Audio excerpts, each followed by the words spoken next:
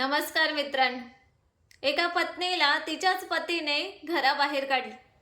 काही दिवसातच त्याने दुसरं लग्नही केलं.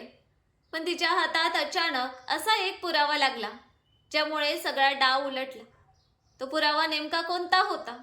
आणि त्यानंतर कोर्टात असं काय घडलं की अनेकांचे चेहरेच उतरले? चला तर मग सुरू करूया आजची थरारक आणि डोळे उघडणारी कथा. माझे नाव प्रिया आहे. माझ्या लग्नाला 4 वर्ष झाली होती. बाहेरून पाहणाऱ्या प्रत्येकाला आमचे आयुष्य पूर्णपणे परफेक्ट वाटत असे. लोक म्हणायचे की मला खूप चांगला नवरा आणि उत्तम सासर मिळाले आहे. पण गेल्या काही काळापासून माझ्या मनात एक अशी अस्वस्थता घर करून बसली होती की तिचे कारण मला स्वतःलाही समजत नव्हते. माझ्या नवऱ्याचे, राहुलचे वागणे हळूहळू बदलत चालले होते. पूर्वी तो प्रत्येक छोटी मोठी गोष्ट माझ्याशी शेअर करायचा. ऑफिसमध्ये काय घडले, कोणाला भेटला, पुढे काय प्लॅन आहे, सगळं मला सांगायचं. पण आता आमच्यामध्ये एक भिंत उभी राहिली होती. मी त्याच्याकडे बारकाईने लक्ष देऊ लागले होते. कारण एक पत्नी आपल्या नवऱ्याच्या छोट्या छोट्या सवयी ओळखत असते. आणि ती सवय अचानक बदलली की बरेच काही न बोलताही तिच्या लक्षात येते. पूर्वी तो फोन कुठेही ठेवून जायचा, पण आता फोन टेबलावर ठेवतानाही स्क्रीन खाली करून ठेवायची, जेणेकरून कोणालाही नोटिफिकेशन दिसणार नाही. मी कधी चुकून त्याचा फोन उचलायला गेले तर तो लगेच म्हणायचा की राहू दे, मी स्वतः बघतो. आणि त्याच वेळी फोनवर मेसेज आला की त्याच्या चेहऱ्यावरचे भाव बदलून जायचे. तो घाईघाईने फोन घेऊन दुसऱ्या खोलीत जायचा आणि परत येताना असा वागायचा जणू काही घडलंच नव्हतं. मी अनेकदा स्वतःला समजावून सांगायचे की कदाचित मी उगाचच जास्त विचार करत आहे, पण माझे मन ते मानायलाच तयार नव्हते. मी एक व्यावसायिक पायलट आहे, त्यामुळे मला अनेकदा वेगवेगळ्या शहरांमध्ये आणि कधीकधी परदेशातही उड्डाण करावे लागते. कधी 2 दिवस तर कधी 4-5 दिवस घराबाहेर राहावे लागते. फ्लाईट संपली की मी शक्य तितक्या लवकर घरी परत यायची आणि मिळालेला सगळा वेळ कुटुंबासोबत घालवायचे. माझी दुनिया खूप छोटी होती. त्यात माझा नवरा राहुल, सासू सुलभा आणि माझे बाबा यांचा समावेश होता. माझ्या आईचे अनेक वर्षांपूर्वी निधन झाले होते, त्यामुळे माझे बाबाच माझ्यासाठी सर्व काही होते. जेव्हा मी सुट्टीवर असायचे तेव्हा मी माहेरी जायचे, त्यांच्यासोबत काही तास घालवायचे आणि परत सासरी यायचे. बाबा नेहमी म्हणायचे की बेटा, कितीही मोठी नोकरी केलीस तरी नात्यांना कधी सोडू नकोस. आणि मी त्यांचे हे शब्द मनापासून पाळले होते. मी माझ्या कामाला आणि कुटुंबाला दोघांनाही समान वेळ देण्याचा पूर्ण प्रयत्न करायचे. मला माझ्या नोकरीवर खूप प्रेम होते. जेव्हा मी हजारो फूट उंचीवर विमान उडवत असायचे तेव्हा मला वाटायचे की मी आयुष्यात काहीतरी मोठं साध्य केलं आहे. पण त्याच वेळी मनात घराची काळजी कायम असायची. म्हणून फ्लाईट संपताच मी शक्य तितक्या लवकर घरी परत येण्याचा प्रयत्न करायचे. पूर्वी मी घरी आले की राहुल दारात माझी वाट पाहत उभा असायचा. तो माझ्या हातातील बॅग घ्यायचा आणि हसत म्हणायचा की तुझी खूप आठवण आली होती. पण आता सगळं बदललं होतं. आता मी दार उघडून आत आले की तो कधी फोनवर व्यस्त असायचा तर कधी खोलीत बसलेला असायचा आणि फक्त एवढं म्हणायचा की आलीस तू. मी हसत त्याच्या जवळ जायचे, पण त्याच्या चेहऱ्यावरचं हसू आता पूर्वीसारखं राहिलं नव्हतं. मी अनेकदा त्याला विचारायचे की सगळं ठीक आहे ना, तर तो नेहमी म्हणायचा की हो, सगळं ठीक आहे, तू उगाच काळजी करतेस. मी त्याचे बोलणे मान्य करायचे, पण माझे मन प्रत्येक वेळी सांगायचे की कुठेतरी काहीतरी नक्कीच लपवलं जात आहे. माझ्या सासू सुलभाही पूर्वी माझ्याशी खूप चांगल्या वागायच्या, पण गेल्या काही महिन्यांपासून त्यांच्याही वागण्यात बदल झाला होता. त्या वारंवार मला टोमणे मारायच्या. म्हणायच्या की 4 वर्ष झाली लग्नाला, पण घरात अजून मुलाचं हसू ऐकू येत नाही. माहीत नाही आमच्या नशिबात नातू नातवंड आहेत की नाही. मी त्यांच्या बोलण्यावर शांत राहायचे, कारण मला त्यांच्याशी कधीही वाद घालायचा नव्हता. मी नेहमी विचार करायचे की मोठी माणसं आहेत, त्यांना जे वाटतं ते बोलू दे. पण खरं तर मुलाची ओढ मलाही जाणवत होती. मीही आई होण्याचं स्वप्न पाहत होते. मात्र आम्ही या गोष्टीचा आमच्या नात्यावर कधीही परिणाम होऊ दिला नव्हता. राहुल नेहमी म्हणायचा की देवाची जेव्हा इच्छा असेल तेव्हा सगळं होईल. त्यामुळे मीही स्वतःची समजूत काढायची.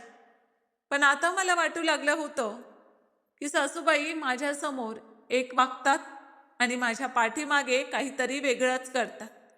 कधी कधी मी अचानक एखाद्या फ्लाईटवरून एक दिवस आधी घरी परत आले की दोघेही मला पाहून थोडे घाबरल्यासारखे दिसायचे. सुरुवातीला मला वाटायचं की मी अचानक आल्यामुळे त्यांचा असा प्रतिसाद असेल. पण जेव्हा ही गोष्ट वारंवार घडू लागली तेव्हा माझ्या मनात संशय निर्माण होऊ लागला.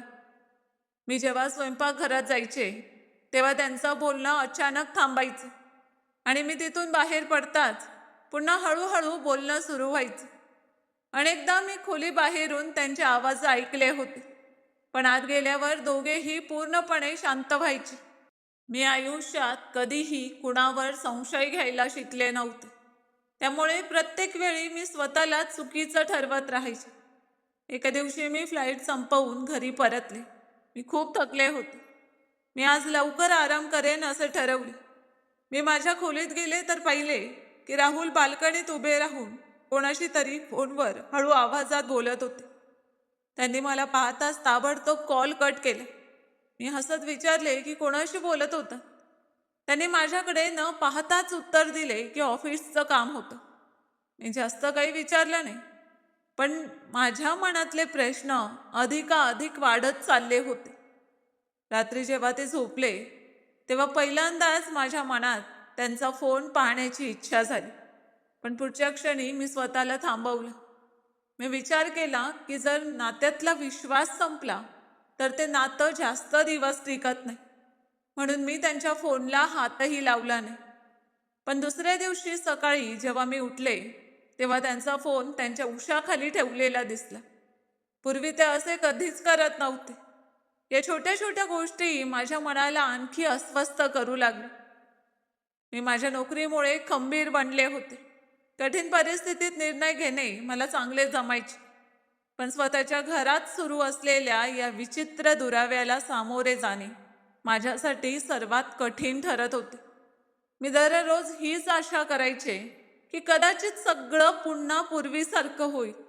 पण प्रत्येक नवा दिवस माझ्यासमोर एक नवा प्रश्न उभा करायचा. माझ्या सासूचं वागणंही आता अधिकच विचित्र वाटू लागलं होतं. जर मी राहुल सोबत कुठे बाहेर जाण्याचा विषय काढला तर त्या एखादं ना एखादं कारण सांगून त्यांना थांबवायचे.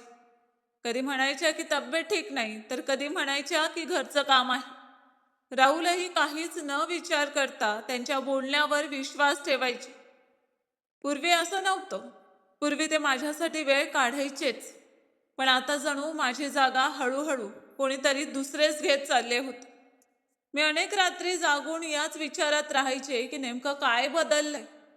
कदाचित माझ्या नोकरीमुळे आमच्यामध्ये अंतर आलं आहे का? त्यांना माझं वारंवार बाहेर जाणं आवडत नाही का? किंवा खरंच अशी एखादी गोष्ट आहे जी माझ्यापासून लपवली जात आहे? मी प्रत्येक प्रश्नाचं उत्तर शोधू इच्छित होते, पण कोणताही पुरावा नसताना मी कुणावरही आरोप करू शकत नव्हते. त्यामुळे मी ठरवलं की आता घाईघाईने कोणताही निर्णय घ्यायचा नाही. मी ठरवलं की फक्त बारकाईने सगळं पाहायचं, समजून घ्यायचं आणि योग्य वेळ येण्याची वाट पाहायची. कारण मला पूर्ण विश्वास होता की जर खरंच काही चुकीचं सुरू असेल तर एक दिवस सत्य स्वतःहून माझ्या समोर येऊन उभं राहील आणि त्या दिवशी मला कोणालाही काही विचारण्याची गरज भासणार नाही. माझं मन त्या दिवशी खूप अस्वस्थ होतं. नेहमीप्रमाणे मी सकाळी वेळेवर विमानतळावर पोचले होते. मी माझ्या संपूर्ण टीमसोबत फ्लाईटपूर्वीचं ब्रीफिंग केलं. सर्व आवश्यक तपासण्या पूर्ण केल्या आणि त्यानंतर माझ्या प्रवाशांना सुरक्षितपणे त्यांच्या गंतव्यस्थानी पोहोचवलं. बाहेरून मी नेहमीप्रमाणे शांत आणि व्यावसायिक दिसत होते. पण माहीत नाही का, त्या दिवशी माझं मन वारंवार घराकडेच जात होतं. उड्डाण पूर्ण झाल्यावर मी परत माझ्या शहरात आले. यावेळी सलग अनेक दिवसांच्या ड्युटीनंतर मला पूर्ण 5 दिवसांची सुट्टी मिळाली होती. त्यामुळे मी खूप आनंदी होते. मला वाटलं होतं की आता मी आरामात कुटुंबासोबत वेळ घालवेन. राहुलसोबत कुठेतरी बाहेर जाईन. सासूंबरोबर बसून गप्पा मारेन आणि इतक्या दिवसांचा थकवा घालवेन. पण घरी परतल्यावरही मला त्या आनंदाची अनुभूती झाली नाही, ज्याची मी अपेक्षा करत होते. राहुलचं तेच बदललेलं वागणं अजूनही तसंच होतं. ते पूर्वीसारखे माझ्याशी मन मोकळेपणाने बोलत नव्हते. त्यांचा फोन नेहमी त्यांच्या हातातच असायचा. मी त्यांच्याजवळ बसले की ते फोन उलटा करून ठेवायचे आणि स्क्रीनवर एखादा मेसेज आला की ते लगेच फोन खिशात ठेवायचे. अनेकदा मी त्यांना विचारायचे की कोणाचा मेसेज आहे, तर ते हसून म्हणायचे की ऑफिसचं काम आहे. तू प्रत्येक गोष्टीवर प्रश्न विचारतेस. मी शांत राहायचे, कारण मला विनाकारण भांडण करायचे नव्हते. पण माझ्या मनात उभे राहणारे प्रश्न दिवसेंदिवस अधिक खोल होत चालले होते. पूर्वी जेव्हा मी फ्लाईटवरून परत यायचे, तेव्हा ते रात्री लवकर घरी यायचे, जेणेकरून आम्ही सगळेजण एकत्र बसून जेवण करू शकू. पण आता ते बहुतेक वेळा रात्री उशिरापर्यंत ऑफिसमध्ये थांबू लागले होते. मी त्यांच्या येण्याची वाट पाहायची. जेवण गरम करायचे, ते थंड व्हायचे, पुन्हा गरम करायचे, पण ते यायचेच नाहीत. रात्र झाली की दार उघडायचे आणि ते थकले असल्याचे कारण सांगून सरळ खोलीत जायचे. मी त्यांना म्हणायचे की जेवण करा, तर ते म्हणायचे की ऑफिसमध्ये जेवलो आहे. मी फक्त त्यांच्याकडे पाहत राहायचे. मला समजत नव्हते की नेमकं काय बदललं होतं. एका रात्री मी घड्याळ पाहिले. 11:30 वाजले होते. मी सोफ्यावर बसून त्यांच्या येण्याची वाट पाहत होते. मी त्यांना फोन केला, पण त्यांनी तो उचललाही नाही. सुमारे अर्ध्या तासाने त्यांचा मेसेज आला. त्यात लिहिले होते की मीटिंगमध्ये आहे, उशीर होईल, तू झोप. त्या एका छोट्याशा मेसेजने माझ्या मनात आणखी अस्वस्थता निर्माण केली, कारण पूर्वी असे कधीच झाले नव्हते. पुढचे 2 दिवसही असेच गेले आणि मग एका सकाळी माझे आयुष्य अचानक बदलले. सकाळची वेळ होती. मी नेहमीप्रमाणे स्वयंपाकघरात उभी राहून चहा बनवत होते. सासूबाई हॉलमध्ये बसून टीव्ही पाहत होत्या आणि राहुल तयार होऊन ऑफिसला जाण्याच्या घाईत होते.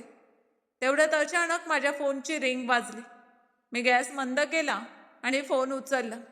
स्क्रीनवर माझ्या बाबांच्या मॅनेजरचे नाव दिसत होते.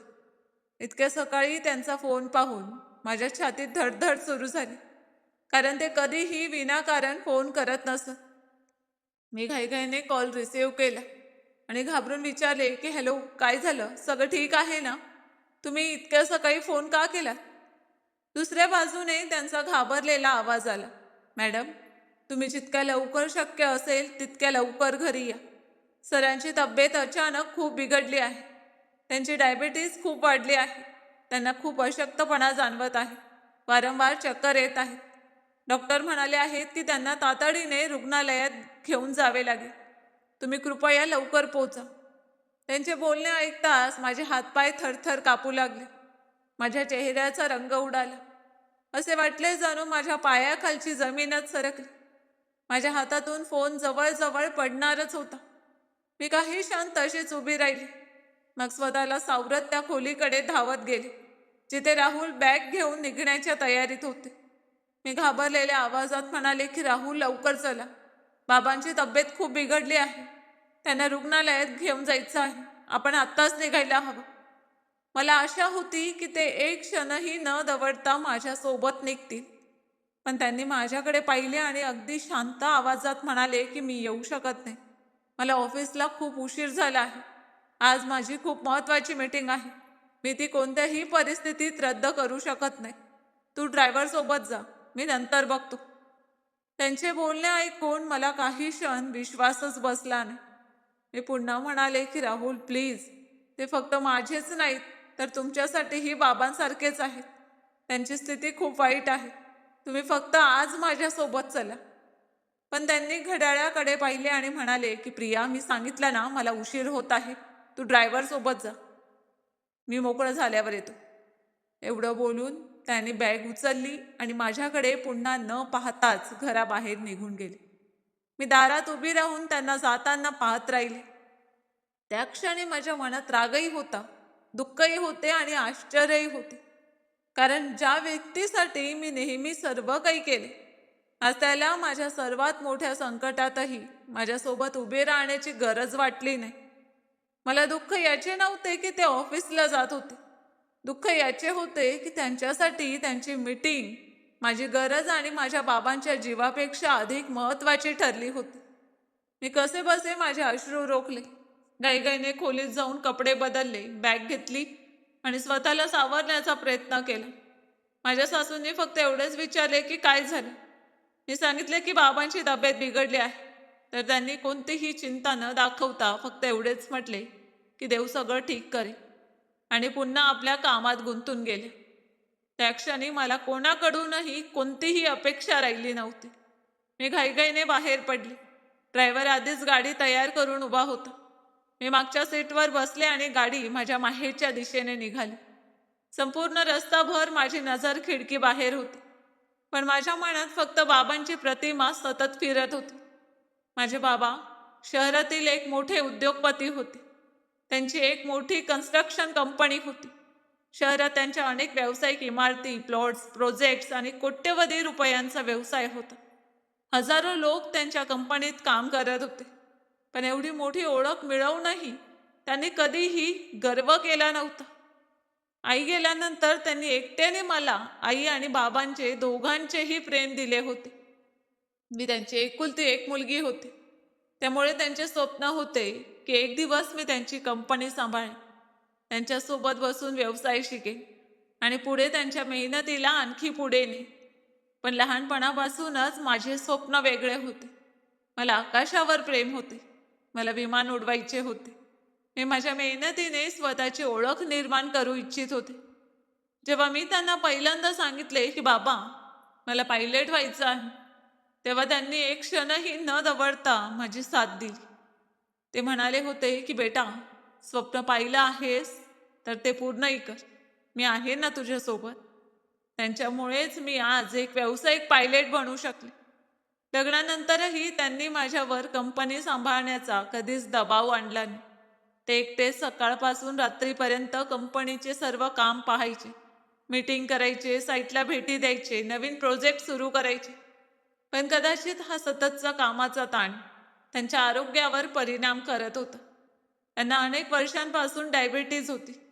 डॉक्टर वारंवार आराम करण्याचा सल्ला द्यायचे, पण ते नेहमी म्हणायचे की अजून खूप काम बाकी आहे, आराम नंतर करेन. आणि आज त्याच कामाचा ताण त्यांच्या शरीरावर इतका वाढला होता की त्यांना रुग्णालयात नेण्याची वेळ आली होती. गाडी वेगाने रस्त्यावर धावत होती आणि माझ्या डोळ्यातून सतत अश्रू वाहत होते. पण त्या अश्रूंमध्ये आणखी एक गोष्ट वारंवार माझ्या मनाला टोचत होती. मी विचार करत होते की माझे बाबा इतके मोठे उद्योगपती आहेत, त्यांचे एवढे मोठे नाव आहे, इतकी मोठी कंपनी आहे आणि इतकी मोठी जबाबदारी आहे. तरीही जेव्हा जेव्हा मला त्यांची गरज भासली तेव्हा त्यांनी सर्व काम बाजूला ठेवून माझ्या जवळ येण्याला प्राधान्य दिले. पण आज जेव्हा त्यांना माझी सर्वात जास्त गरज होती तेव्हा माझा स्वतःचा नवरा फक्त एका मीटिंगचं कारण सांगून माझ्यासोबत यायलाही तयार झाला नाही. काय खरंच त्याची मीटिंग इतकी महत्त्वाची होती की आता त्याच्यासाठी मी आणि माझे कुटुंब काहीच महत्त्वाचे राहिले नव्हते? हाच प्रश्न वारंवार माझ्या मनात येत होता. आणि जितका मी त्याच्याबद्दल विचार करत होते तितकंच माझं मन त्याच्या बदललेल्या वागण्याबद्दल अधिक संशय घेऊ लागलं होतं. मला जाणवत होतं की राहुल फक्त माझ्यापासून दूर जात नव्हता, तर हळूहळू माझ्या प्रत्येक दुःखापासून आणि प्रत्येक जबाबदारीपासूनही स्वतःला वेगळं करत चालला होता. आणि मला अजिबात कल्पना नव्हती की पुढच्या काही तासात माझ्यासमोर असं एक सत्य येणार आहे जे माझं संपूर्ण आयुष्य बदलून टाकणारं होतं. हे सगळे विचार करत करत मी शेवटी माहेरी पोचले. गाडी अंगणात शिरताच माझ्या छातीत धडधड आणखी वाढली. मी घाईघाईने गाडीतून उतरले आणि कोणाशीही काही न बोलता सरळ बाबांच्या खोलीकडे धाव घेतली. खोलीचा दरवाजा उघडताच मी पाहिले की बाबा बिछाण्यावर पडले होते. त्यांच्या चेहऱ्यावर पूर्वीसारखी चमक नव्हती. ते खूप अशक्त दिसत होते. त्यांना पाहताच माझ्या डोळ्यात पाणी आले. मी लगेच त्यांच्या जवळ जाऊन बसले. त्यांचा हात माझ्या हातात घेतला आणि घाबरलेल्या आवाजात म्हणाले की बाबा, हे सगळं काय झालं? तुम्ही ठीक आहात ना? तुम्ही मला आधी का सांगितलं नाही? तुमची तब्येत अनेक दिवसांपासून बिघडली होती, तर माझ्यापासून का लपवलं? मी आता तुम्हाला रुग्णालयात घेऊन जाते. तिथे तुमच्यावर चांगले उपचार होतील. तुम्ही पूर्णपणे बरे व्हाल. बाबा हलकेसे हसले आणि म्हणाले की प्रिया बेटा, इतकी चिंता करू नकोस. मला काहीही झालेलं नाही. फक्त थोडासा अशक्तपणा जाणवतो आहे. मी ठीक आहे. रुग्णालयात जाण्याची गरज नाही. 2-4 औषधं घेतली की सगळं ठीक होईल. पण मी त्यांच्या बोलण्यावर विश्वास ठेवणारी नव्हते. मी लहानपणापासून त्यांना ओळखत होते. जेव्हा जेव्हा त्यांना काही त्रास व्हायचा, तेव्हा ते नेहमी म्हणायचे की मी ठीक आहे, जेणेकरून कोणालाही त्यांचा त्रास होऊ नये. मी त्यांचा हात घट्ट पकडला आणि म्हणाले की नाही बाबा, यावेळी मी तुमचं एकही ऐकणार नाही. आता ताबडतोब रुग्णालयात जायचं आहे. तुम्ही माझ्यासाठी सर्वात महत्त्वाचे आहात. बाकी सगळं नंतर पाहू. त्यांनी पुन्हा नकार देण्याचा प्रयत्न केला, पण यावेळी मी त्यांचं एकही ऐकलं नाही. मी लगेच त्यांच्या मॅनेजरला बोलावलं. घरातील 2 माणसांना सोबत घेतलं आणि मोठ्या कष्टाने बाबांना गाडीत बसवून रुग्णालयात नेलं. संपूर्ण रस्ताभर मी त्यांच्या शेजारी बसले होते आणि वारंवार त्यांचा हात धरून विचारत होते की तुम्हाला जास्त चक्कर तर येत नाही ना? श्वास घ्यायला त्रास तर होत नाही ना? ते फक्त माझ्याकडे पाहून म्हणायचे की मी ठीक आहे बेटा, तू काळजी करू नकोस. पण त्यांच्या चेहऱ्यावरील थकवा स्पष्ट सांगत होता की ते ठीक नव्हते. रुग्णालयात पोहोचताच आमच्या कौटुंबिक डॉक्टरांनी त्यांना तातडीने आत नेले. त्यांची ब्लड शुगर तपासली, ब्लड प्रेशर तपासले आणि अनेक आवश्यक चाचण्या केल्या. डॉक्टरांच्या चेहऱ्यावरही चिंता स्पष्ट दिसत होती. त्यांनी मला त्यांच्या कॅबिनमध्ये बोलावले आणि म्हणाले की प्रिया, सरांची डायबिटीज खूप वाढली आहे. अशक्तपणाही खूप वाढला आहे. वेळेवर रुग्णालयात आणले नसते तर समस्या अधिक गंभीर होऊ शकली असती. सध्या आम्ही त्यांना ॲडमिट करत आहोत. त्यांना पूर्ण विश्रांतीची गरज आहे. तणाव अजिबात नको आणि काही दिवस त्यांना सतत देखरेखीखाली ठेवावे लागेल. डॉक्टरांचे बोलणे ऐकून माझ्या पायाखालची जमीन सरकल्यासारखे झाले. पण त्याचवेळी मला दिलासाही वाटला की मी बाबांना योग्य वेळी रुग्णालयात आणले आहे. पुढचे अनेक तास मी त्यांच्या खोलीबाहेर बसून होते. कधी नर्स यायची, कधी डॉक्टर आत जायचे, तर कधी एखादा रिपोर्ट यायचा. मी फक्त देवाकडे प्रार्थना करत होते की माझे बाबा लवकर बरे व्हावे. त्यांना वेळोवेळी इन्सुलिन दिले जाऊ लागले. औषधे सुरू झाली. प्रत्येक काही तासांनी त्यांची शुगर लेवल तपासली जायची, ब्लड प्रेशर तपासले जायचे आणि इतर चाचण्याही सुरू होत्या. मी एक क्षणसुद्धा रुग्णालयाबाहेर गेले नाही. माझ्या सर्व सुट्ट्या मी त्यांच्यासोबत रुग्णालयातच घालवू लागले. रात्रीही मी त्यांच्या खोलीजवळच बसून राहायची. ते जागे झाले की मी लगेच त्यांना पाणी द्यायचे, औषधं द्यायची आणि त्यांच्याशी गप्पा मारायची, जेणेकरून त्यांचे मन रमून राहावे. अनेकदा ते म्हणायचे की बेटा तू घरी जा, मी ठीक आहे. पण मी हसून म्हणायचे की जोपर्यंत तुम्ही पूर्णपणे बरे होत नाही तोपर्यंत मी कुठेही जाणार नाही. 2-3 दिवसानंतर त्यांची तब्येत पूर्वीपेक्षा थोडी सुधारू लागली. डॉक्टर म्हणाले की आता त्यांना घरी न्यायला हरकत नाही, पण पूर्ण विश्रांती खूप आवश्यक आहे. कोणत्याही प्रकारचा तणाव त्यांना देता कामा नये. मी सुटकेचा श्वास घेतला आणि बाबांना घेऊन परत घरी आले. घरी आल्यानंतरही माझे पूर्ण लक्ष त्यांच्याकडेच होते. मी त्यांना वेळेवर औषधं द्यायचे, जेवण खाऊ घालायचे आणि जास्त काम करण्यापासून सतत रोखायचे. मी त्यांना वेळेवर औषधं द्यायचे, जेवण खाऊ घालायचे आणि जास्त काम करण्यापासून सतत रोखायचे. त्यांची तब्येत पूर्वीपेक्षा बरी होती, पण अजूनही ते पूर्णपणे बरे झाले नव्हते. त्यामुळे मी ठरवले की मी 2-3 दिवस अजून इथेच थांबेन. त्यानंतरच सासरी परत जाईन. त्या काळात माझ्या मनात सतत एकच विचार सुरू होता की कदाचित राहुल आता तरी एकदा मला फोन करून विचारेल की बाबा कसे आहेत. पण इतके दिवस उलटून गेले होते. त्याने फक्त एकदाच औपचारिक मेसेज केला होता आणि त्यानंतर तो पूर्णपणे शांत होता. मी विचार केला की कदाचित तो ऑफिसच्या कामात व्यस्त असेल, त्यामुळे मीही त्याकडे जास्त लक्ष दिले नाही. त्याच दिवशी दुपारी मी बाबांच्या खोलीत त्यांच्या जवळ बसले होते. आम्ही दोघे शांतपणे गप्पा मारत होतो. तेवढ्यात खाली नोकराणीने हाक मारली, मॅडम तुमचं सामान आलं आहे. मला वाटलं की कदाचित राहुलने माझे काही कपडे पाठवले असते, कारण मी घाईघाईत निघाले होते आणि जास्त सामान घेऊन आले नव्हते. मी खाली गेले, तिथे एक मोठा सुटकेस ठेवलेला होता. त्याच्यासोबत एक फाईलही होती. मी काहीही न विचारता आधी सुटकेस पाहिली, त्यानंतर ती फाईल हातात घेतली. मला अजिबात कल्पना नव्हती की पुढचे काही क्षण माझे संपूर्ण आयुष्य बदलून टाकणार आहेत.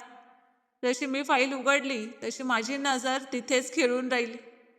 माझे हात थरथर कापू लागले आणि असे वाटले जणू माझ्या पायाखालची जमीनच सरकली. त्या फाईलमध्ये घटस्फोटाची कागदपत्रे होती. त्या कागदांवर राहुलची सही आधीच केलेली होती. काही क्षण मला काहीच समजले नाही. मी वारंवार त्या कागदांकडे पाहत होते. मला विश्वासच बसत नव्हता की हे खरं आहे. माझ्या डोळ्यांसमोर अंधार दाटल्यासारखं झालं. माझ्या मनात हजारो प्रश्न एकाच वेळी निर्माण झाले. हे सगळं कधी झालं? का झालं? कोणत्या गोष्टीची शिक्षा मला दिली जात होती? मी काही दिवसांपूर्वीच घरातून निघाले होते. मग अचानक हा निर्णय कसा झाला? मी थरथरत्या हातांनी लगेच माझा फोन काढला आणि राहुलला कॉल केला. पहिल्यांदा त्याने कॉल उचलला नाही. मी दुसऱ्यांदा केला, मग तिसऱ्यांदा केला, पण तरीही त्याने फोन उचलला नाही. आता माझी अस्वस्थता आणखी वाढू लागली होती.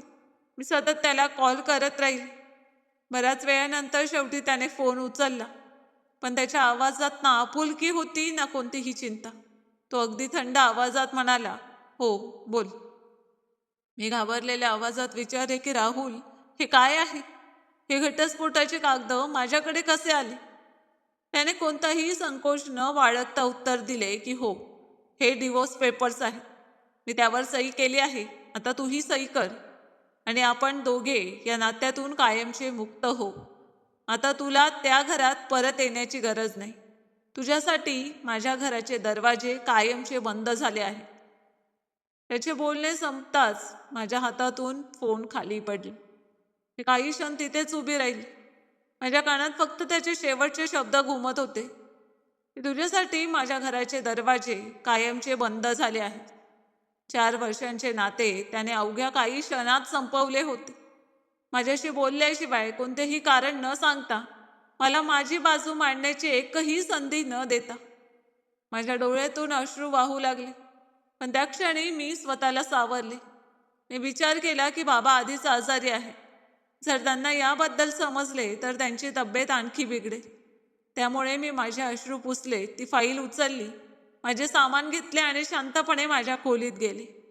खोलीचा दरवाजा बंद करताच मी बिछाण्यावर बसले आणि गेल्या काही महिन्यातील प्रत्येक घटना माझ्या डोळ्यांसमोर उभी राहू लागली. राहुलचे बदललेले वागणे, त्याचे उशिरा घरी येणे, फोन लपवणे, माझ्यापासून अंतर ठेवणे आणि सतत एखादे ना एखादे कारण सांगणे. आता मला वाटू लागले की हे सगळं अचानक घडलं नव्हतं. हे खूप आधीपासून सुरू होतं आणि मी माझ्या नोकरीत आणि त्यांच्यावरील विश्वासात इतके गुंतले होते की मला काहीच समजलं नव्हतं. पण अजूनही मला सर्वात मोठा प्रश्न सतावत होता की त्याने असे का केले? मी अशी कोणती चूक केली होती? मी तर नेहमी त्याला साथ दिली होती. त्याच्या आईचा आदर केला होता. त्या घराला माझेच घर मानले होते. तरीही त्याला माझ्याशी एकदा बोलण्याचीही गरज वाटली नाही. मी याच प्रश्नांमध्ये गुंतले होते. तेवढ्यात मला त्या घरातील एक खास व्यक्तीची आठवण झाली. ती आमच्या घरात काम करणारी नोकराणी होती. पण माझ्यासाठी ती फक्त नोकराणी नव्हती. गेल्या 4 वर्षांपासून तिने माझ्या प्रत्येक सुखदुःखात साथ दिली होती. मीही तिचा नेहमी आदर केला होता. त्यामुळे तीही माझ्याशी मनापासून जोडली गेली होती. मला वाटले की जर घरात खरोखर काही सुरू असेल तर कदाचित तीच मला खरी गोष्ट सांगू शकेल. मी लगेच तिला फोन केला. तिने आनंदाने माझा फोन उचलला. मी अगदी सहजपणे विचारले की घरात सगळं ठीक आहे ना? काय चाललं आहे? तिनेही कोणताही संशय न घेता सांगितले की सर ऑफिसला गेले आहेत आणि मोठ्या मालकीनबाई त्यांच्या खोलीत आराम करत आहे. मी तिला जास्त काही विचारले नाही, कारण मला कोणालाही आमच्याबद्दल संशय यावा असे वाटत नव्हते. मी फक्त एवढेच म्हटले की पहा, जसं काही होईल तसं मला घरातील प्रत्येक छोटी मोठी गोष्ट सांगत जा. मी काही दिवस परत येणार नाही. घरात काही वेगळं वाटलं तर मला लगेच फोन कर. तिने कोणताही प्रश्न न विचारता म्हटले की ठीक आहे मॅडम, तुम्ही अजिबात काळजी करू नका. मी तुम्हाला सगळं सांगत राहीन. मी तिचे आभार मानले आणि फोन ठेवला. पण फोन ठेवल्यानंतर मला पहिल्यांदा जाणवले की आता माझे आयुष्य पूर्वीसारखे राहिले नाही. आणि कदाचित ही तर फक्त सुरुवात होती. अजून माझ्यासमोर अनेक सत्य येणे बाकी होते. त्यांचा मी स्वप्नातही विचार केला नव्हता. मी बराच वेळ माझ्या खोलीत एकटी बसून याच विचारत होते की ही सगळी गोष्ट बाबांना सांगावी का. पण जशी त्यांची तब्येत आठवायची तसे माझे मन बदलायचे. डॉक्टरांनी स्पष्ट सांगितले होते की त्यांना कोणत्याही प्रकारचा तणाव देऊ नये. त्यामुळे मी निर्णय घेतला की त्यांना आत्ता काहीही सांगायचे नाही. आधी त्यांची तब्येत पूर्णपणे बरी होऊ दे, त्यानंतर पुढे जे होईल ते पाहू. मी माझ्या नोकरीतून आणखी काही दिवसांची सुट्टी घेतली, कारण त्यावेळी माझ्यासाठी सर्वात महत्त्वाची गोष्ट म्हणजे माझ्या तुटलेल्या नात्यामागचे सत्य जाणून घेणे होते. मी वारंवार स्वतःलाच एकच प्रश्न विचारत होते की नेमकं असं काय घडलं की राहुलने माझ्याशी एकदाही न बोलता घटस्फोटाचा निर्णय घेतला. त्याने माझे सामान घराबाहेर का पाठवले आणि मला स्वतःच्या घरातून बाहेर काढण्याची त्याला इतकी घाई का झाली. मला प्रत्येक प्रश्नाचे उत्तर हवे होते आणि सत्य समजल्याशिवाय मी अजिबात हार मानणारी नव्हते. मी आता प्रत्येक छोट्या छोट्या गोष्टीकडे बारकाईने लक्ष देऊ लागले होते. मला पूर्ण विश्वास होता की जर मी धीर धरला तर एक दिवस सत्य स्वतःहून माझ्या समोर येईल. त्याच दिवशी दुपारची वेळ होती. मी हॉलमध्ये बसून चहा पित होते. बाबा त्यांच्या खोलीत आराम करत होते. तेवढ्यात माझ्या फोनची रिंग वाजली. मी पाहिले तर माझ्या त्या विश्वासू नोकराणीचा फोन होता. मी ताबडतोब फोन उचलला. यावेळी तिचा आवाज पूर्वीपेक्षा अधिक घाबरलेला वाटत होता. ती हळू आवाजात म्हणाली की मॅडम, मला तुम्हाला एक खूप महत्त्वाची गोष्ट सांगायची आहे. मी म्हटले की हो, बोल, काय झालं. ती म्हणाली की मॅडम, आज सर एका दुसऱ्या मॅडमला घरी घेऊन आले आहे आणि मला असं वाटतं की त्यांनी त्यांच्याशी लग्न केलं आहे. मोठ्या मालकीनबाईंनी त्यांचं खूप छान स्वागत केलं, अगदी नव्या सुनेचं स्वागत करावं तसं. त्यांची आरती ओवाळली, मिठाई भरवली आणि घरातील सगळेजण त्यांना नवी सून म्हणून हाक मारत आहेत. मॅडम, मला काहीच समजत नाही. तुम्ही असताना सर दुसरं लग्न कसं करू शकतात. तिचे बोलणे ऐकून मला अजिबात आश्चर्य वाटले नाही, कारण आत्तापर्यंत जे काही घडत होते त्यामुळे माझ्या मनात आधीच संशय निर्माण झाला होता. मी एक खोल श्वास घेतला आणि शांत आवाजात म्हटले की त्याने मला घटस्फोटाची कागदपत्रे पाठवली आहेत. ती काही क्षण शांत राहिली आणि म्हणाली की मॅडम, तुम्ही काय म्हणतायत, खरंच. मी म्हटले हो, पण अजून आमचा घटस्फोट झालेला नाही, कारण मी त्या कागदपत्रांवर सही केलेली नाही. जोपर्यंत न्यायालयाकडून कायदेशीर प्रक्रिया पूर्ण होत नाही तोपर्यंत मी त्याची कायदेशीर पत्नी आहे. अशा परिस्थितीत त्याने दुसरे लग्न केले असेल तर ते पूर्णपणे चुकीचे आहे. त्याने माझ्याशी फसवणूक केली आहे, पण आता मी त्याला इतक्या सहज सोडणार नाही. त्याने माझ्याशी जे केले आहे त्याचा जाब त्याला कायद्यापुढे द्यावाच लागेल. माझे बोलणे ऐकून ती म्हणाली की मॅडम, तुम्ही अजिबात हिंमत हारू नका. खरं जे काही घडेल ते मी तुम्हाला सगळं सांगत राहीन. मी तिचे आभार मानले आणि फोन ठेवला. पण त्या दिवसानंतर माझ्या मनातील दुःख हळूहळू रागात बदलू लागले. आता मी रडत नव्हते. आता मी फक्त एकच विचार करत होते की नेमकं राहुलने हे सगळं का केलं. त्याच्या मनात माझ्याबद्दल इतका तिरस्कार कधी निर्माण झाला. पुढचे 1-2 दिवस मी पूर्णपणे बाबांसोबत घालवले. मी त्यांना वेळेवर औषधं देत होते, जेवण खाऊ घालत होते आणि त्यांच्यासोबत बसून गप्पा मारत होते, जेणेकरून त्यांचे मन रमून राहावे. ते हळूहळू पूर्वीपेक्षा बरे वाटू लागले होते, पण त्यांचा अशक्तपणा अजूनही स्पष्ट दिसत होता. एका दिवशी मी त्यांच्या खोलीत बसले होते. तेवढ्यात त्यांनी माझा हात हातात घेतला आणि म्हणाले की बेटा, बरेच दिवस झाले तू तुझ्या घरी गेली नाहीस आणि आजपर्यंत तिकडून कोणाचाही फोन आला नाही. सगळं ठीक आहे ना. त्यांच्या प्रश्नाने माझ्या हृदयावर जणू घावच बसला. मी काही क्षण शांत राहिली. मी खूप प्रयत्न केला की विषय बदलावा, पण मी त्यांच्यापासून जास्त वेळ सत्य लपवू शकत नव्हते. त्यांनी नेहमी मला सत्य बोलायला शिकवले होते आणि आज मी त्यांच्यापासूनच सत्य लपवत होते. शेवटी मी धीर करून त्यांना सगळं सांगितलं. मी म्हणाले की बाबा, राहुलने माझे सामान इथे पाठवले आहे आणि त्याने घटस्फोटाची कागदपत्रेही पाठवली आहेत. माझे बोलणे ऐकताच त्यांच्या चेहऱ्याचा रंग बदलला. त्यांचा श्वास वेगाने चालू लागला. मी घाबरले. मी लगेच त्यांना पाणी दिले. त्यांचा हात हातात घेतला आणि म्हणाले की बाबा, तुम्ही अजिबात काळजी करू नका, मी ठीक आहे. तुमची मुलगी खूप गंभीर आहे. मला कोणाच्या नावाची गरज नाही. मी माझ्या मेहनतीने स्वतःची ओळख निर्माण केली आहे. ज्याने माझ्याशी चुकीचे केले आहे त्याला त्याची शिक्षा नक्कीच मिळेल. पण तुम्ही तुमची तब्येत बिघडवू नका. मला फक्त तुमची साथ हवी आहे. माझे बोलणे ऐकून त्यांच्या डोळ्यात पाणी आले. त्यांनी माझा हात हातात घेतला, पण ते काहीच बोलू शकले नाहीत. मला समजले होते की त्यांना त्यांच्या दुःखापेक्षा माझी जास्त काळजी वाटत होती.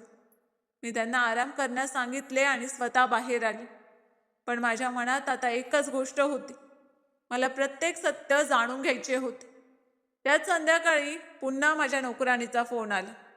यावेळी तिचा आवाज आणखी हळू होता. ती म्हणाली की मॅडम, मला आज पुन्हा एक खूप महत्त्वाची गोष्ट समजली. मी विचारले की काय झालं. ती म्हणाली की आज सर आणि त्या नव्या मॅडम दोघेही खोलीत बसून बोलत होते. मी बाहेर स्वच्छता करत होते तेव्हा त्यांचे बोलणे माझ्या कानावर पडले. ते दोघे जमिनीच्या विषयावर बोलत होते. सर म्हणत होते की कंपनीला खूप मोठा तोटा झाला आहे. आता नवीन व्यवसायासाठी पैशांची गरज आहे.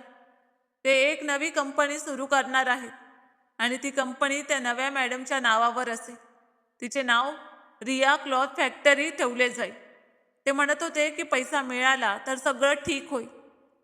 तिचे बोलणे ऐकताच मी काहीही न बोलता फोन ठेवला.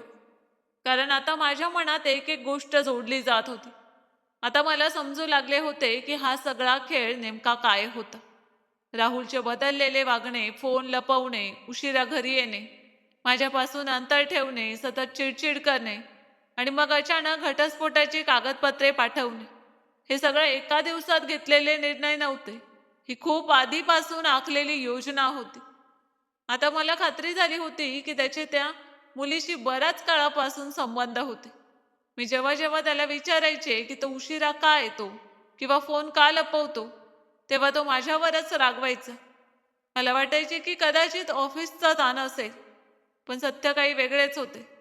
तो ऑफिसमध्ये नव्हे तर त्या मुलीला भेटायला जात होता आणि मी त्याच्यावर असलेल्या विश्वासामुळे सगळ्याकडे दुर्लक्ष करत होते. तेवढ्यात अचानक मला एक जुनी घटना आठवली आणि माझ्या अंगावर काटा आला. मला आठवले की एका रात्री मी सलग अनेक फ्लाईट्स पूर्ण करून खूप थकलेल्या अवस्थेत घरी परतले होते. तेव्हा राहुल स्वतः माझ्यासाठी पाणी घेऊन आला होता. त्याने खूप प्रेमाने म्हटले होते की प्रिया, मी आपल्या भविष्यासाठी एक नवीन व्यवसाय सुरू करू इच्छितो. काही कागद तयार केले आहेत, फक्त इथे सही कर. मी खूप थकले होते. मला त्याच्यावर पूर्ण विश्वास होता. त्यामुळे मी ते कागद न वाचताच त्यावर सही केली होती. त्याने म्हटले होते की बाकी सगळं मी सांभाळतो, तू आराम कर. आणि त्यानंतर मी जेवण करून झोपले होते. त्यावेळी मला अजिबात कल्पना नव्हती की ज्या कागदांवर मी विश्वासाने सही करत होते तेच एक दिवस माझ्या आयुष्यातील सर्वात मोठी चूक ठरते. आता सगळ्या गोष्टी स्पष्ट होऊ लागल्या होत्या.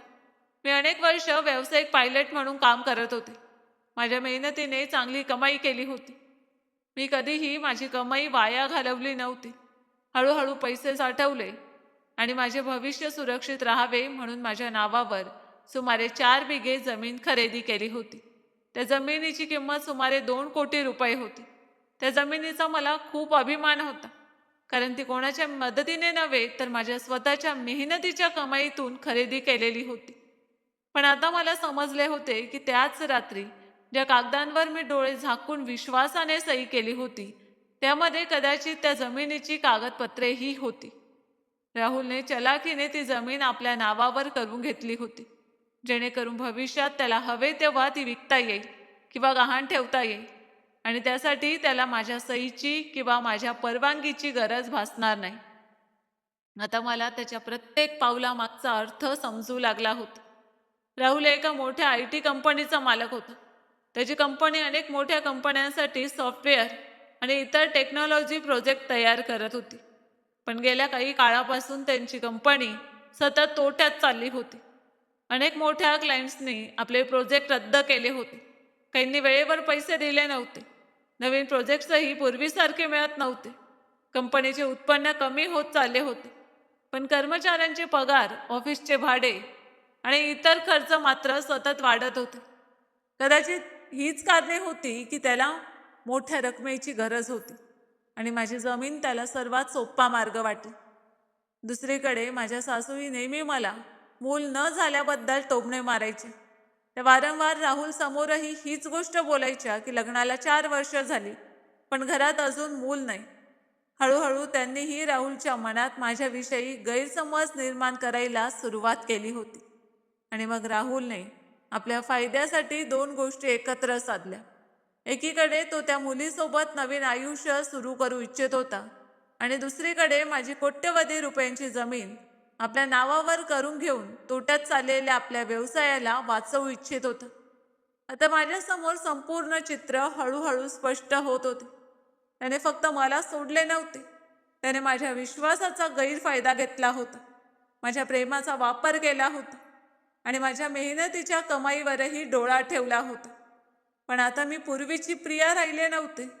आता मी ठरवले होते की मी लढल्याशिवाय माघार घेणार नाही.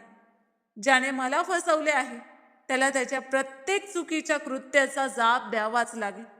आणि आता माझी लढाई फक्त माझ्या नात्यासाठी नव्हती, तर माझ्या मेहनतीसाठी, माझ्या ओळखीसाठी आणि माझ्या आत्मसन्मानासाठी होती.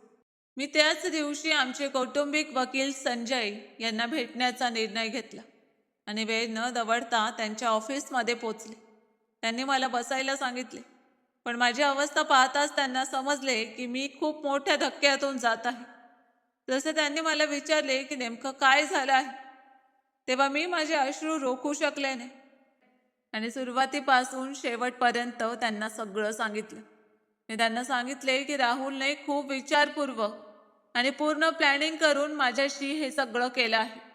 प्रथम त्याने प्रेम आणि विश्वासाचा फायदा घेऊन माझ्याकडून काही कागदपत्रांवर सही करून घेतली. त्यावेळी त्याने सांगितले होते की हे फक्त व्यवसायाशी संबंधित आवश्यक कागद आहे आणि मला त्याच्यावर पूर्ण विश्वास होता. त्यामुळे मी ते न वाचताच सही केली. पण नंतर मला समजले की तेच कागदांचा वापर करून त्याने माझी मालमत्ता आपल्या नावावर करण्याचा प्रयत्न केलाय. कारण त्याचा व्यवसाय सतत तोट्यात चालला होता आणि त्याला पैशांची खूप गरज होती. आपला लोभ पूर्ण करण्यासाठी त्याने आमच्या 4 वर्षांच्या नात्याचीही किंमत ठेवली नाही. मी त्यांना हेही सांगितले की आमच्या लग्नाला 4 वर्ष झाली होती पण आम्हाला मूल नव्हते. याच काळात त्याचे दुसऱ्या एका मुलीशी प्रेम संबंध सुरू झाले होते. ती मुलगीही त्याच्या प्रत्येक चुकीच्या कामात त्याला पूर्ण साथ देत होती. दोघांनी मिळून माझ्या विरुद्ध पूर्ण कट रचला, जेणेकरून मला त्यांच्या मार्गातून दूर करून माझी मालमत्ता आणि पैशांवर ताबा मिळवता येईल. मी पुढे म्हटले की ज्यावेळी माझे बाबा रुग्णालयात जीवन मरणाशी झुंज देत होते आणि मी दिवसभर त्यांच्या चिंतेत रुग्णालयात फेऱ्या मारत होते, त्याच वेळी राहुलने माझे सामान आणि घटस्फोटाची कागदपत्रे माझ्या माहेरी पाठवली, जेणेकरून मी मानसिकदृष्ट्या पूर्णपणे खचून जाईल आणि काहीही न समजता त्याची प्रत्येक गोष्ट मान्य करेन. पण त्याला माहीत नव्हते की मी इतक्या सहज हार मानणाऱ्यांपैकी नाही. माझ्याकडे असलेली प्रत्येक महत्त्वाची गोष्ट मी त्यांना सांगितली. आमच्यातील मेसेजेस, बँकेशी संबंधित माहिती आणि माझ्याकडे असलेली सर्व कागदपत्रे मी त्यांच्या समोर ठेवली. वकील संजय माझी प्रत्येक गोष्ट अतिशय लक्षपूर्वक ऐकत होते. मध्येच त्यांनी मला कुठेही थांबवले नाही. जेव्हा माझे बोलणे पूर्ण झाले तेव्हा त्यांनी काही वेळ त्या कागदपत्रांकडे बारकाईने पाहिले. मग माझ्याकडे पाहून म्हणाले की जर तुम्ही सांगितलेल्या गोष्टी खऱ्या असतील आणि त्या सिद्ध करण्यासाठी आपल्याकडे आवश्यक पुरावे असतील, जसे की कागदपत्रे, bank record, messages, call record किंवा इतर साक्ष पुरावे, तर कायद्यानुसार यावर कारवाई करण्याचे अनेक मार्ग उपलब्ध आहेत. सर्वप्रथम आपण राहुलकडून पाठवलेल्या घटस्फोटाच्या कागदपत्रांना कायदेशीर उत्तर तयार करू, जेणेकरून न्यायालयासमोर तुमचा पक्ष पूर्ण ताकदीने मांडता येईल. त्यानंतर जर हे सिद्ध झाले की मालमत्ता फसवणूक करून, चुकीची माहिती देऊन किंवा बनावट पद्धतीने नावावर करण्यात आली आहे, तर त्या व्यवहाराला न्यायालयात आव्हान दिले जाईल. ते पुढे म्हणाले की आपण राहुल आणि त्या मुलीला एक सविस्तर कायदेशीर नोटीस पाठवू, ज्यामध्ये त्यांच्याकडून संपूर्ण प्रकरणाबाबत उत्तर मागितले जाईल. कथित फसवणुकीशी संबंधित सर्व पावले मागे घेण्याची मागणी केली जाईल.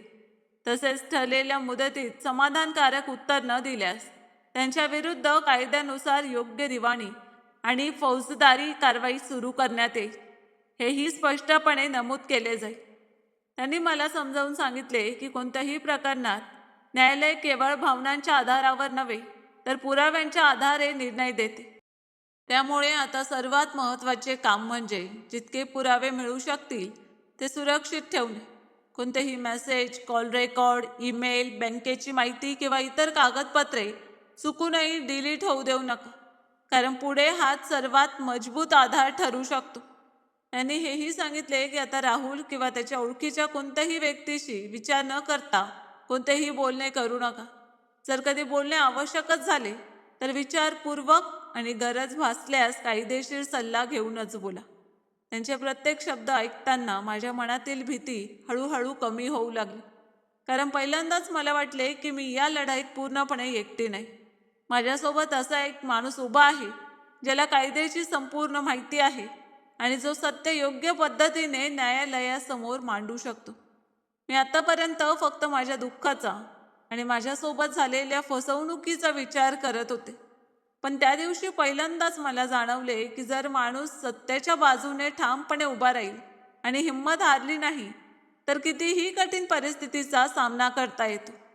मी माझ्या डोळ्यातील अश्रू पुसले आणि वकील संजय यांना म्हटले की मी आता माघार घेणार नाही.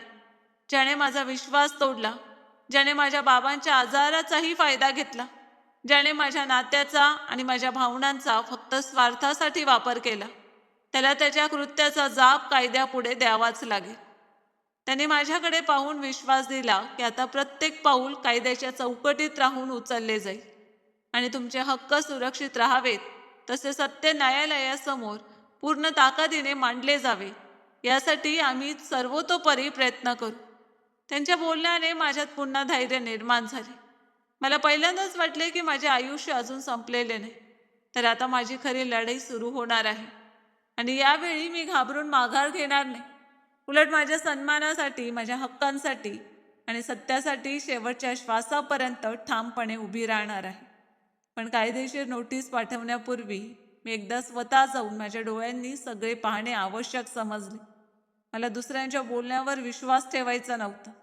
मला स्वतः जाणून घ्यायचे होते की माझ्या अनुपस्थितीत तिथे नेमके काय बदलले आहे आणि कोणत्या प्रकारे माझी जागा दुसऱ्या व्यक्तीला देण्यात आली आहे. दुसऱ्या दिवशी सकाळी मी माझी बॅग उचलली, डोळ्यांवर चष्मा लावला जेणेकरून रस्त्यात कोणी मला सहज ओळखू नये, आणि सरळ राहुलच्या घराकडे निघाले. संपूर्ण रस्ताभर माझ्या हृदयाची धडधड वाढली होती, कारण हेच ते घर होते जिथे मी लग्नानंतर 4 वर्ष घालवली होती, जिथे मी माझे नाते टिकवण्यासाठी प्रत्येक प्रयत्न केला होता. पण आज त्याच घरात मी एका अनोळखी व्यक्तीसारखी जात होते. काही वेळानंतर मी घराबाहेर पोचले. मी खोल श्वास घेतला आणि डोरबेल वाजवली. काही सेकंदातच दरवाजा उघडला आणि समोर रिया उभी होती. मला पाहताच तिचा चेहरा पांढरा फटक पडला. तिने आश्चर्याने विचारले की तुम्ही इथे काय करत आहात? मी तिच्याकडे पाहिले आणि निर्भयपणे म्हटले की आधी तू हे सांग की तू कोण आहेस, मला असा प्रश्न विचारणारी. एवढे बोलून मी तिला हलकेच बाजूला केले आणि सरळ घरात गेले. माझा आवाज ऐकून राहुल आणि त्याची आईही बाहेर आली. मला पाहताच दोघांच्या चेहऱ्यावरची घाबरलेली अवस्था स्पष्ट दिसत होती. राहुल रागाने म्हणाला की तू इथे का आलीस? आता या घराशी तुझा काहीही संबंध राहिलेला नाही. शांतपणे इथून निघून जा. मी त्याच्या बोलण्याचे कोणतेही उत्तर दिले नाही. मी संपूर्ण हॉलमध्ये नजर फिरवू लागली.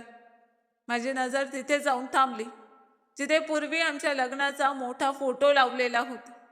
तो फोटो तिथून काढून टाकण्यात आला होता आणि त्याच्या जागी राहुल आणि रियाचा नवीन फोटो लावण्यात आला होता. सोफ्याची कव्हर्स बदलली होती, खिडक्यांचे पडदे बदलले होते, घरातील संपूर्ण मांडणी ही वेगळ्या पद्धतीने करण्यात आली होती. जिथे पूर्वी माझ्या आवडीच्या वस्तू होत्या तिथे आता रियाचे सामान ठेवलेले होते. माझ्यासाठी तो क्षण मोठ्या धक्क्यापेक्षा कमी नव्हता, पण मी स्वतःला सावरले आणि शांतपणे पुढे गेले. त्यानंतर मी माझ्या जुन्या खोलीकडे गेले. खोलीचा दरवाजा उघडताच माझे हृदय क्षणभर थांबले. कपाटात आता रियाचे कपडे ठेवलेले होते. ड्रेसिंग टेबलवर तिचे मेकअपचे सामान होते. बिछाण्यावरील चादर बदलण्यात आली होती. त्या खोलीत माझ्या अस्तित्वाची एकही खूण उरली नव्हती. असे वाटत होते जणू मी कधीच या घराचा भाग नव्हते. काही क्षणांसाठी माझ्या डोळ्यात पाणी आले. पण मी माझे अश्रू तिथेच रोखले, कारण मी तिथे रडण्यासाठी नव्हे तर सत्य पाहण्यासाठी आले होते. मी लगेच माझा फोन काढला आणि संपूर्ण घराचे व्हिडिओ रेकॉर्डिंग सुरू केले, जेणेकरून मी माझ्या डोळ्यांनी जे पाहिले त्याची नोंद माझ्याकडे राहील. तेवढ्यात राहुल वेगाने माझ्याजवळ आला आणि रागाने म्हणाला की हा सगळा तमाशा काय चालवला आहेस? तुला काय हवे आहे? हे व्हिडिओ रेकॉर्डिंग बंद कर आणि आत्ता इथून निघून जा, नाहीतर मी पोलिसांना बोलावतो. मी त्याच्या डोळ्यात डोळे घालून म्हटले की पोलीस नक्की येतील, पण तुझ्या बोलावण्यावर नाही तर माझ्या बोलावण्यावर. आणि जेव्हा ते येतील तेव्हा उत्तर देणारा तूच असशील. तू फक्त पाहत राहा. मी आता कायद्याच्या माध्यमातून या संपूर्ण प्रकरणाचा जाब मागणार आहे. माझे बोलणे ऐकताच त्याचा चेहरा पांढरा फटक पडला. तेवढ्यात माझ्या सासूही तिथे आल्या आणि रागाने म्हणाल्या की तू आम्हाला धमकी देतेस? सांग बरं, आजपर्यंत तू माझ्या मुलासाठी केलंस तरी काय? जर त्याने तुला घटस्फोट देऊन दुसरे लग्न केले तर त्यात काय चूक आहे? तू त्याला कधी बाप होण्याचा आनंद दिला नाहीस. वरून नेहमी आपल्या नोकरीतच गुंतून राहायचीस, सतत घराबाहेर असायचीस. तू या घराला कधीच आपले घर मानले नाहीस. आम्ही 4 वर्ष तुला सहन केले.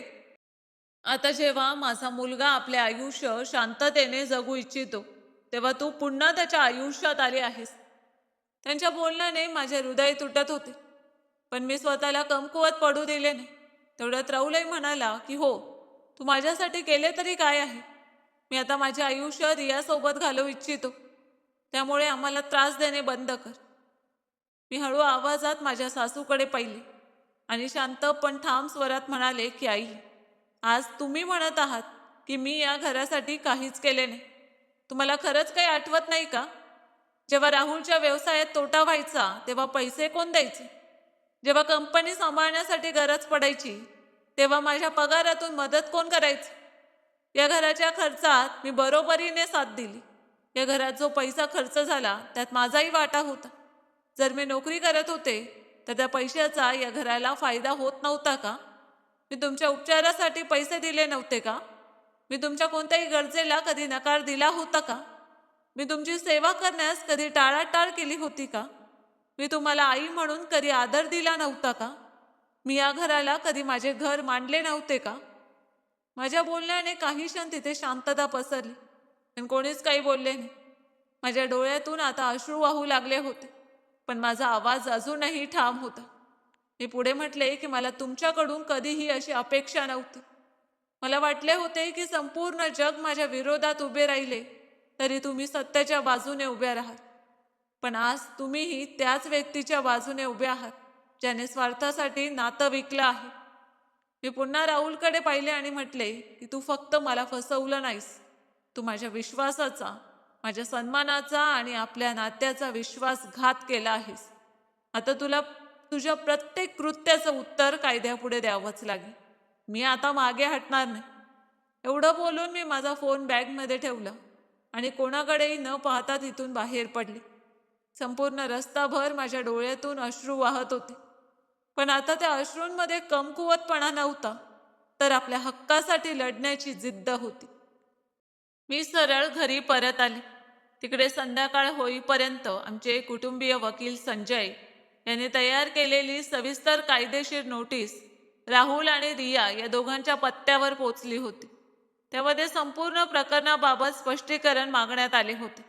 तसेच ठरलेल्या मुदतीत समाधानकारक उत्तर न दिल्यास कायद्यानुसार पुढील दिवाणी आणि फौजदारी कारवाई करण्यात येईल, असेही स्पष्टपणे नमूद करण्यात आले होते. जेव्हा राहुलने ती नोटीस वाचली तेव्हा पहिल्यांदाच त्याच्या चेहऱ्यावरचा गर्व नाहीसा झाला, कारण त्याला समजले होते की ज्या मुलीला त्याने कमकुवत समजून फसवले होते तीच आता सत्य आणि कायद्याच्या बळावर त्याच्या समोर ठामपणे उभी राहिली होती. न्यायाधीशांनी दोन्ही बाजूंचे म्हणणे लक्षपूर्वक ऐकून घेतले आणि मग म्हणाले की या प्रकरणात जो काही निर्णय होईल तो फक्त पुरावे पाहून घेतला जाईल, कोणाच्या बोलण्यावरून नाही. त्यानंतर दोन्ही पक्षांना आपापली कागदपत्रे, bank record, message, call record आणि इतर सर्व पुरावे सादर करण्यासाठी वेळ देण्यात आला. सुनावणी पुढील तारखेपर्यंत पुढे ढकलण्यात आली. पुढील तारखेपूर्वी मी पुन्हा माझे वकील संजय यांना भेटायला गेले. यावेळी मी माझ्यासोबत तो व्हिडिओही घेऊन गेले होते, जो मी स्वतः राहुलच्या घरात जाऊन रेकॉर्ड करून आणला होता. मी त्यांना तो संपूर्ण व्हिडिओ दाखवला. त्यात घरातील झालेले बदल, माझ्या लग्नाचा फोटो काढून त्याच्या जागी दुसरा फोटो लावलेला आणि इतर सर्व गोष्टी स्पष्टपणे दिसत होत्या. मी त्यांना म्हटले की मला वाटते हा व्हिडिओ माझा पक्ष अधिक मजबूत करू शकतो. त्यांनी तो व्हिडिओ लक्षपूर्वक पाहिला आणि त्याची एक प्रत स्वतःकडे ठेवली. मग ते म्हणाले की जर कोर्टाने याला मान्यता दिली तर आपण तो पुरावा म्हणून नक्की सादर कर. त्यानंतर मी त्यांना सांगितले की आमच्या घरात काम करणारी सुषमा ही देखील या प्रकरणातील अत्यंत महत्त्वाची साक्षीदार आहे. कारण तिने घरात घडलेल्या अनेक गोष्टी स्वतःच्या डोळ्यांनी पाहिल्या आहेत. तिने राहुल आणि त्याच्या आईचे संभाषणही ऐकले आहे. तसेच माझ्याशी घरात कशी वागणूक दिली जात होती हेही ती सांगू शकते. माझ्या वकिलांनी सुषमाशीही सविस्तर चर्चा केली आणि तिचा संपूर्ण जबाब तयार केला. त्यांनी तिला समजावले की कोर्टात फक्त तीच गोष्ट सांगायची जी तू स्वतःच्या डोळ्यांनी पाहिली आहेस किंवा स्वतःच्या कानांनी ऐकली आहेस. त्यानंतर त्यांनी माझ्या मालमत्तेशी संबंधित सर्व सरकारी नोंदी मागवण्यास सुरुवात केली. जमिनीची कागदपत्रे, नाव बदलण्याशी संबंधित नोंदी आणि इतर आवश्यक कागदपत्रे मागवण्यात आली.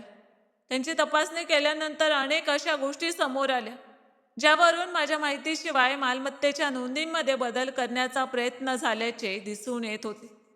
माझ्या वकिलांनी त्या सर्व कागदपत्रांच्या प्रती काढल्या आणि प्रत्येक गोष्ट बारकाईने तपासली.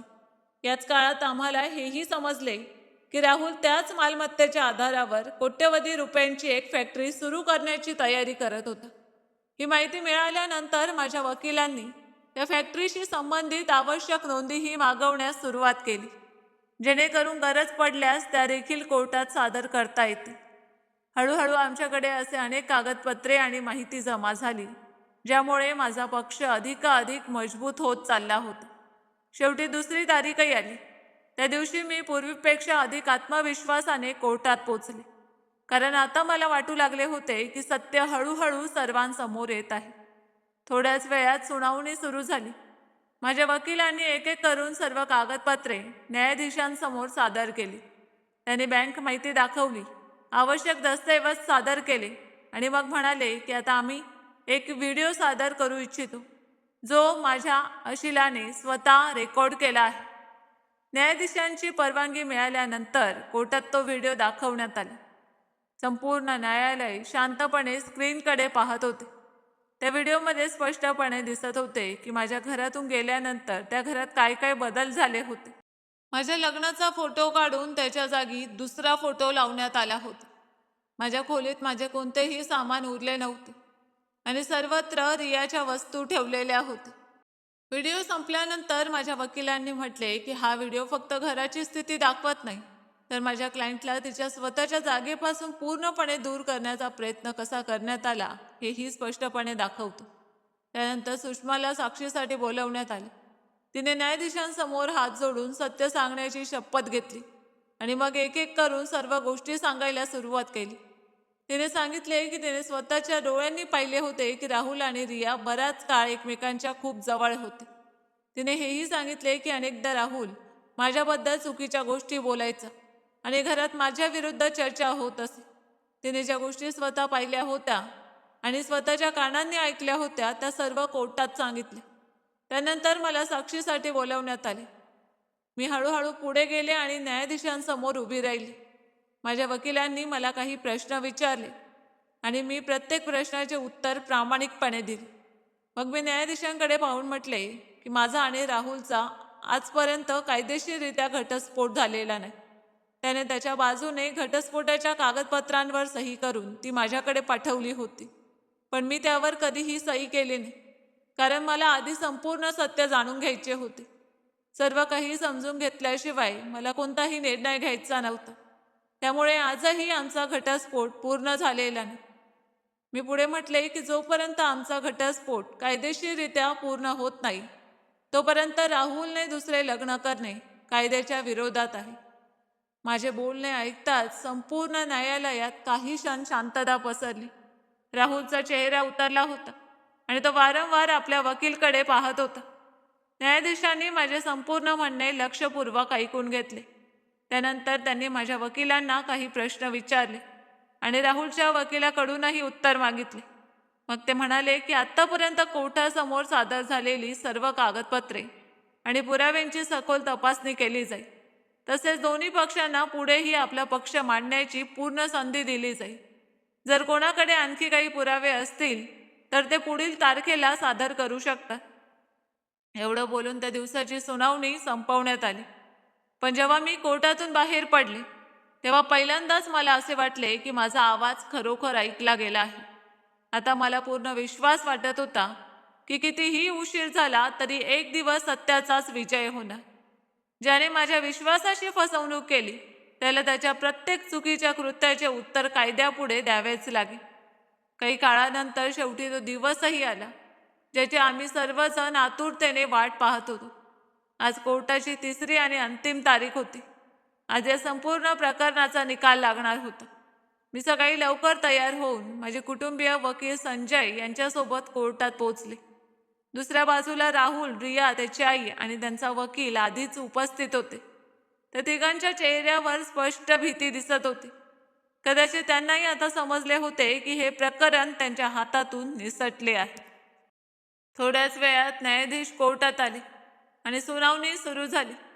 सर्वप्रथम त्यांनी प्रकरणाची फाईल पाहिली आणि मग दोन्ही पक्षांच्या वकिलांना शेवटचा प्रश्न विचारला की जर कोणाकडे नवीन पुरावा किंवा साक्षीदार असेल तर तो आत्ता सादर करू शकतो.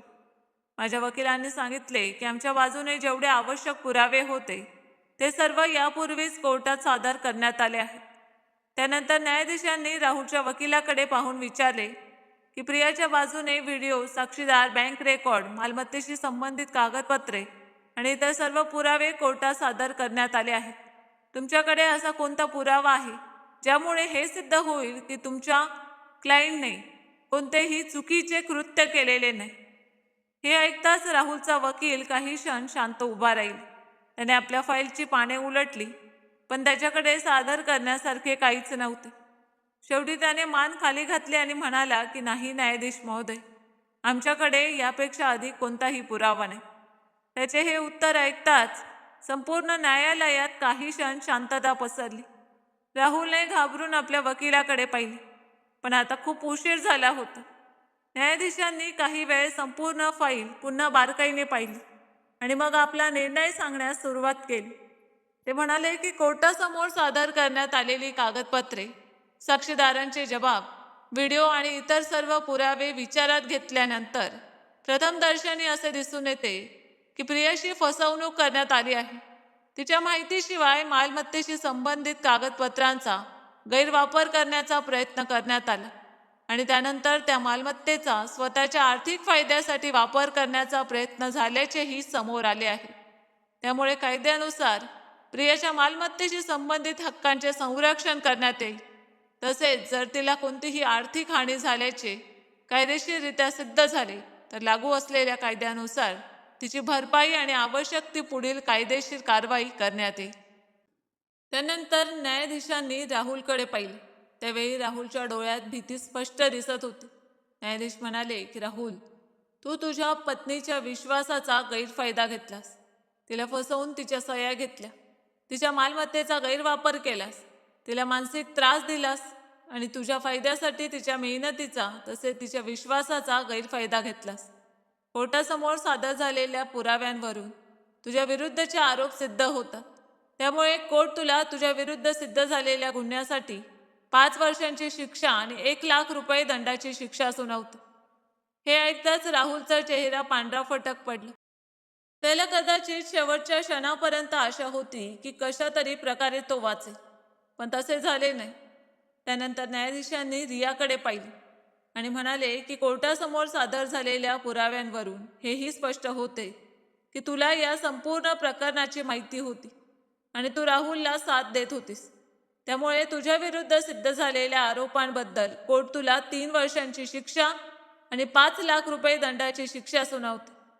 हे ऐकताच रिया रडू लागली. पण आता कोणाच्याही अश्रूंमुळे निर्णय बदलणार नव्हता. त्यानंतर न्यायाधीशांनी राहुलच्या आईकडे पाहिले आणि म्हणाले की तुझ्या विरुद्धही असे पुरावे सादर झाले आहेत ज्यावरून हे सिद्ध होते की तुला या संपूर्ण प्रकरणाची माहिती होती आणि तूही या कटात त्याला साथ दिलीस. त्यामुळे कोर्ट तुला तुझ्या विरुद्ध सिद्ध झालेल्या गुन्ह्यासाठी 3 वर्षाची शिक्षा आणि 3 लाख रुपये दंडाची शिक्षा सुनावते.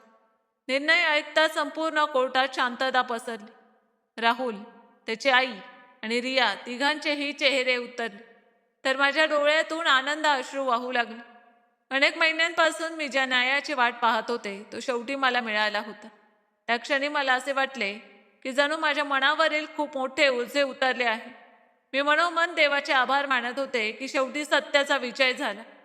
कोर्टातून बाहेर पडताच मी माझे वकील संजय यांचे आभार मानले. त्यांनी मनापासून माझी साथ दिली नसती तर कदाचित मला न्याय मिळवता आला नसता. ते हसून म्हणाले की विजय नेहमी सत्याचाच होतो, फक्त हिंमत हारायची नसते. त्या दिवशी मी पहिल्यांदाच पूर्ण शांत मनाने घरी परतले. अनेक महिन्यांपासून माझ्या मनात असलेली भीती, तणाव आणि अस्वस्थता हळूहळू दूर होत होती. त्यानंतर मी माझा संपूर्ण वेळ बाबांच्या सोबत घालवू लागले. मी त्यांना वेळेवर औषधं देत होते, त्यांच्या जेवणाची पूर्ण काळजी घेत होते, डॉक्टरांच्या प्रत्येक सल्ल्याचे पालन करत होते आणि त्यांना कोणत्याही प्रकारचा तणाव होऊ नये याची शक्य तितकी काळजी घेत होते. हळूहळू बाबांची तब्येत पूर्वीपेक्षा खूप सुधारू लागली. त्यांचा डायबिटीजही बऱ्याच प्रमाणात नियंत्रणात आला. जेव्हा डॉक्टरांनी त्यांची पुन्हा तपासणी केली तेव्हा त्यांनीही सांगितले की आता त्यांची तब्येत पूर्वीपेक्षा खूप चांगली आहे आणि अशीच काळजी घेतली तर ते पूर्णपणे सामान्य जीवन जगू शकते. हे ऐकून मला खूप आनंद झाला, कारण माझ्यासाठी जगातील सर्वात मोठी संपत्ती म्हणजे माझ्या बाबांच्या चेहऱ्यावरील हास्य होते. मला माझ्या नोकरीतून काही काळाची सुट्टी मिळाली होती, पण जेव्हा घरातील सर्व अडचणी हळूहळू संपत गेल्या तेव्हा मी माझ्या एअरलाईन्सशी पुन्हा संपर्क साधला आणि ड्युटी जॉईन करण्याची तारीख निश्चित केली. ठरलेल्या दिवशी मी पुन्हा माझा युनिफॉर्म घालून पूर्ण आत्मविश्वासाने विमानतळावर पोहोचले. तेथे मी माझ्या संपूर्ण टीमसोबत फ्लाईटपूर्वीची आवश्यक मीटिंग केली, हवामानाची माहिती घेतली, फ्लाईटशी संबंधित सर्व आवश्यक तपासण्या पूर्ण केल्या आणि मग अनेक महिन्यानंतर पुन्हा कॉकपिटमध्ये जाऊन माझे पहिले उड्डाण केले. जसे विमान आकाशात उंच झेपावले तसे मला असे वाटले की जणू माझ्या आयुष्याची पुन्हा एकदा नवीन सुरुवात होत आहे.